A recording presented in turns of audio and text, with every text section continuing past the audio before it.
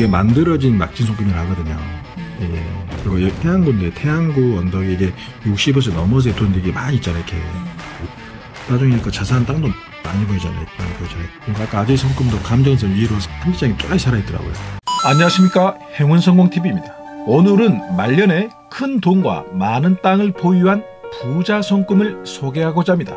초년에는 너무나 가난했지만 말년에는 큰 돈을 벌었고 많은 땅을 가진 손금에는 어떤 모양이 있을까요? 초년에는 왜 고생을 했고 50대 이후에는 주변에서 모두 성공자 소리를 듣는 이분의 손금과 사주에는 어떤 비밀이 숨어 있을까요? 오늘 방송을 끝까지 들으신다면 우리의 인생은 사주에도 드러나고 손바닥에도 드러나며, 그리고 인생을 살아가면서 큰 성공을 이루려면 결코 혼자 힘이 아닌 가족의 힘이 얼마나 중요한지도 아시게 될 겁니다. 끝까지 집중해 주십시오. 본 방송 들어갑니다. 양쪽의 손금을 보시죠. 왼손은 타고난 복과 운명, 오른손은 현재의 내 복과 운명을 나타냅니다. 손금은 실전 감정을 할 때 양쪽 손을 다 보아야 제대로 운명의 흐름이 드러납니다. 이분은 타고난 복보다 현재의 손이 훨씬 좋습니다. 바로 타고난 운명을 극복했다는 말입니다. 자신의 그릇보다 뭔가 다른 노력과 요인으로 인해서 운명이 훨씬 더 좋은 쪽으로 바뀐 겁니다. 먼저 타고난 복을 상징하는 왼쪽의 손을 보시면 손목 부분의 새끼손가락 쪽 밑으로 내려오는 이 손바닥에 굳은 살이 많습니다. 이쪽 자리가 내가 태어난 집안의 상태와 아버님의 자리를 보는 자리입니다.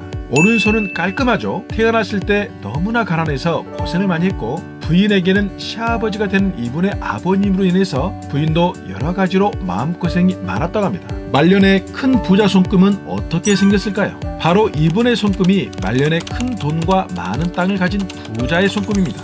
오른손은 현재의 손금입니다. 손바닥에 9가지 언덕이 골고루 발달되어 있습니다. 이 9가지 언덕은 모든 복의 토대 같은 역할을 합니다. 아무리 나무가 좋아도 토대가 약하면 나무가 자랄 수 없고 열매를 맺을 수 없듯이 손금이 아무리 좋아도 손바닥 언덕이 빈약하면 뿌리를 못 내리는 나무와도 같습니다. 이분은 특히 삼지창이 선명한데 감정선 위, 즉 50대 이후에 선명합니다. 가운데 손가락으로 올라가는 운명선이 많이 있습니다.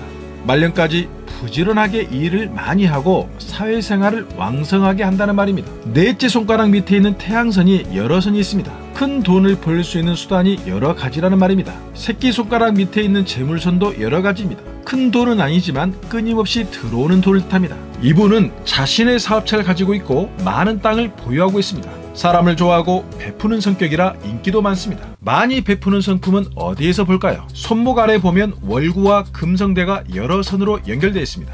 월구는 생각과 정신세계를 뜻합니다. 금성구는 사랑과 정을 뜻합니다. 이 두 구가 이 손금처럼 여러 잔선으로 연결되면 사람을 좋아하고 정이 많습니다. 그리고 새끼손가락 밑에 보면 재물선에 이렇게 한두 개 정도의 작은 장애선이 있습니다.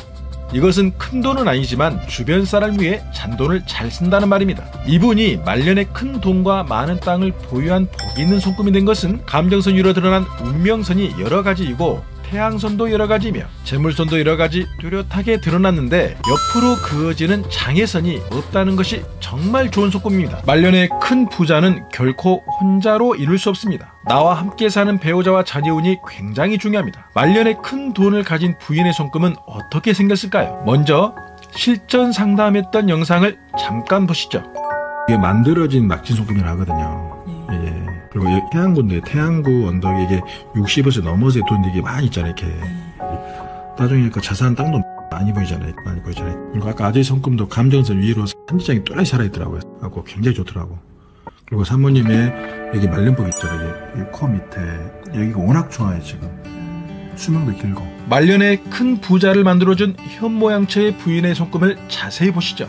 이 손금의 언덕들을 보면 남편 못지않게 전체 9가지 언덕이 골고루 발달되어 있습니다. 이 9가지 언덕이 살아있으면 인생의 기본적인 오복이 다 들어있습니다. 전체 9가지 언덕의 자세한 설명은 9월 7일 업로드된 말년으로 갈수록 만사태평하는 부자 손금 탑10을 참고하십시오. 특히 양쪽에 막진 손금이 있습니다. 이것은 살아가면서 지능선과 감정선이 지선으로 연결되면서 만들어진 막진 손금인데요. 이렇게 감정선과 지능선이 지선으로 붙으면서 만들어진 막진 손금은 자신이 진정 원하는 것은 대부분 이루어집니다. 그만큼 영적인 에너지가 강하다는 말입니다. 그리고 양쪽에 태양구의 태양선들이 많이 나타나 있습니다. 말년에 큰 재물을 상징합니다. 말년에 많은 땅과 돈을 가지고 있는 이분의 사주를 볼까요? 오복이 다 들어있습니다. 이분 사주에서는 시간의 이 경금이 재물입니다. 쇠를 상징하는 금이 너무나 많은 불로 인해서 녹아지고 있는 형상입니다. 이 돈을 지키려면 단단한 토대, 즉 땅이 필요합니다. 땅의 기운은 월간에 무토 하나만 있네요. 물론 연지, 월지, 일지의 지장간에도 토가 있지만 이것은 숨어있는 토입니다.